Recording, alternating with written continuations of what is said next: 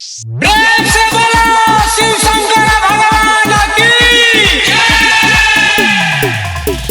बम बम भोले जस भोले, बम बम भोले जस भोले, बेदाना चिलम एकदम ले ली हम। बम बम Bhole presented by Flow Music। Bhola दर्शन करब हमहु बलम, कांधा पे कबर लेके नाच सारा बम। बम बम भोले जसी भोले, बम बम भोले जसी भोले। बेदाना चिलम एकदम ले ली हम। बम बम भोले जस भोले। प्रेम से बोलो शिव शंकर भगवान की। बम बम भोले जस Bhole. presented by Flow Music।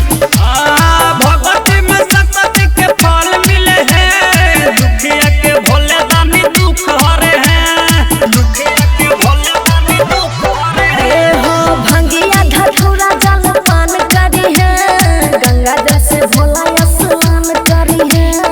कबर के घुघर करेला झना झन, कांधा पे कबर लेके नाचे सरबम। बम बम भोले जसी भोले, बम बम भोले जसी भोले। प्रेम से बोलो शिव शंकर भगवान की।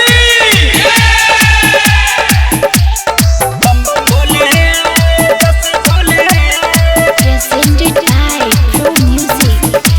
नया नील पवन करे भोला के भजन, कांधा पे कबर लेके नाचे सरबम। कांधा पे कबर लेके नाचे सरबम।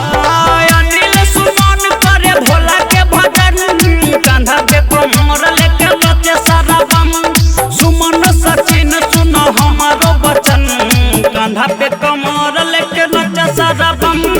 बम बम भोले जस भोले, बम बम भोले जस भोले।